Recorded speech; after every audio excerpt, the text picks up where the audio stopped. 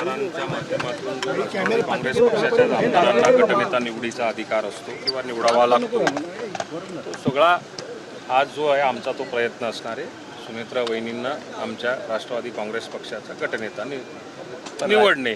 आता ही कायदेशीर गोष्ट आहे, त्यामुळे हे करणं भाग आहे आम्हाला. कायदेशीर गोष्ट जरी असली तरी कुठेतरी घाई होताना पाहायला राहिला मिळाला. प्रश्न घाईचा. घाई राज्य दुखवट्यात आहे, राष्ट्रवादी काँग्रेस पक्षाचा प्रत्येक कार्यकर्ता दुखवट्यात आहे. लाखोच्या संख्येने दादांच्या अंत्यविधीला बारामतीमध्ये कार्यकर्ते येऊन गेले. दादांनीच स्थानिक स्वराज्य संस्थेच्या निवडणुकीकरता उभे केलेले कार्यकर्ते जे आहेत त्यांच्या निवडणुका अंतिम टप्प्यामध्ये येत आहेत. आता हे सगळे कार्यकर्ते सैरावैरा झालेले आहेत. जे उमेदवार उभे केलेले 12 जिल्हा परिषदांमध्ये ज्या निवडणुकांमध्ये त्या कार्यकर्त्यांनी कोणाच्या तोंडाकडे बघायचं, त्यांनी कुणाकडे जायचं, ती वेळ तर काही थांबणारी नाही आहे निवडणूक आयोगाची. म्हणून ही जबाबदारी आम्ही सुनेत्रा वहिनींना घेण्याचा प्रचंड मोठ्या प्रमाणावरती आग्रह केला आहे. आपल्या छातीवर दगड ठेवावा लागेल. पण कार्यकर्ता हा एक राष्ट्रवादी काँग्रेस पार्टी आणि कार्यकर्ता म्हणजे एक परिवार आहे आणि तो परिवार सांभाळण्याचं काम आज त्यांच्यावर आम्ही मग विलिनीकरणाच्या चर्चांना पूर्णविराम मिळणार का? ज्या विलिनीकरणाच्या चर्चा सुरू होत्या, दोन राष्ट्रवादी एकत्र येण्याच्या बैठकी झाल्याचं कळत होतं, काय झालं? मुहूर्त निश्चित झाल्याचं कळतंय. 12 तारखेचा मुहूर्त त्या संदर्भात निश्चित झाला असल्याचं जयंत पाटलांनी माध्यमांमधनं कळतंय किंवा वेगवेगळ्या नेत्यांच्या माध्यमातून आम्हाला इथे ऐकायला मिळतंय. कदाचित दादांनी त्यांच्याशी चर्चा केली असेल नसेल, पण पार्टीच्या व्यासपीठावरती अशा स्वरूपाची चर्चा दादांनी केलेली नाही. विलिनीकरण करायचं असेल तर त्याला 2 स्टेजेस आहे. आपण सत्तेत राहायचं की विरोधात जायचं.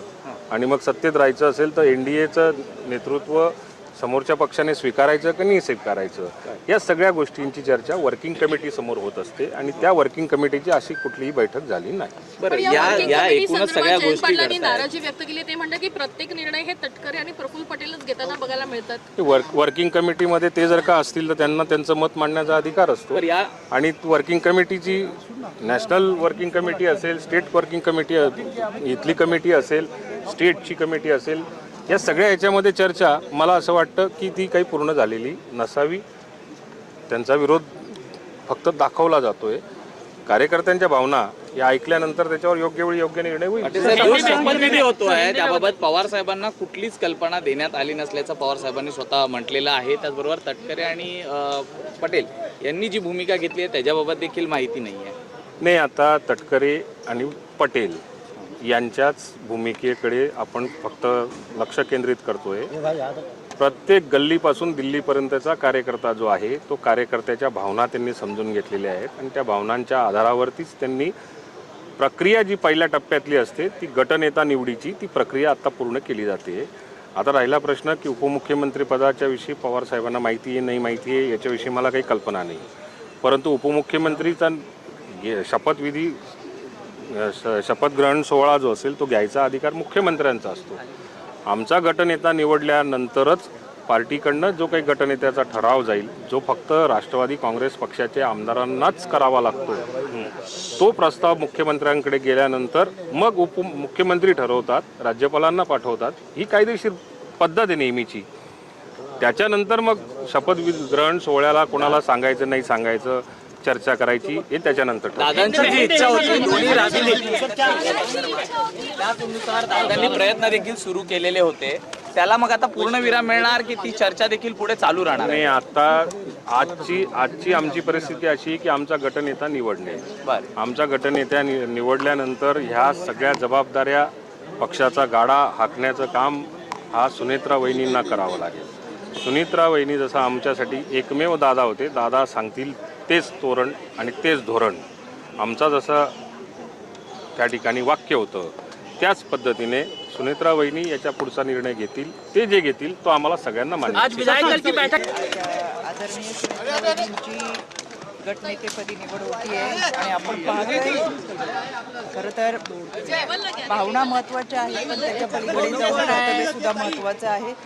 सगळ्यात जास्त दुःख जर कुणाला झालं असेल तर आदरणीय सुनेत्रा वहिनी नाही, पण ह्या माऊलीची दुःख बाजूला ठेवून जनसेवेची भावना, दादांचा शेवटपर्यंतचा कामाचा आवाका आणि लोकांची कामं झाली पाहिजे हा संदेश खऱ्या अर्थानं घेऊन आज त्या अनेकांनी हात आणि वेदना बाजूला यासाठी उशीर होत नाही का? अनेक जण हा प्रश्न विचारतायत, उशीर होत नाहीये का? म्हणजे घाई होते का? घाई होते का असा प्रश्न विचारला जात आहे खरं तर सगळीकडे. आपण पाहिलंय का महाराष्ट्रात देशात आतापर्यंत अशा अनेक घटना घडल्या ज्याच्यामध्ये अगदी 24 तासामध्ये सुद्धा शपथ या घरातल्या सगळ्या गोष्टींमुळे कुटुंबियांनी विलिनीकरणाची जी चर्चा आहे होती, दोन्ही राष्ट्रवादी एकत्र येण्याची जी चर्चा होती त्याला काय पूर्णविराम मिळणार?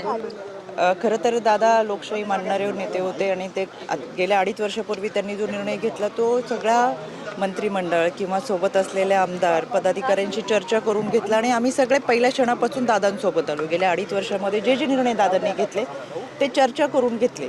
पण या निर्णयाबाबत आम्ही पदाधिकारी म्हणून आम्हाला कल्पना नाही. पक्षाचे वरिष्ठ आपल्याशी संवाद साधतात. पवार साहेबांना देखील याची कल्पना नाहीये. पवार साहेबांना देखील याची कल्पना नाहीये या सगळ्या गोष्टींची. हा शपथविधी होतोय, त्यांना निमंत्रण देणार का मग?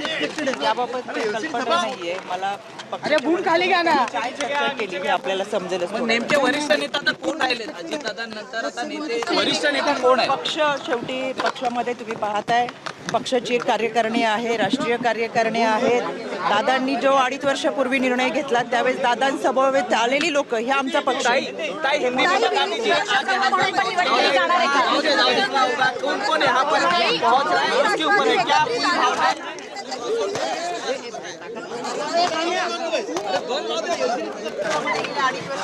तुम्ही काय वेडे आहात का? जरा मागे राहा. पक्ष म्हणून आम्ही पाहतोय. पक्षाचे निर्णय घेतले त्या निर्णयामध्ये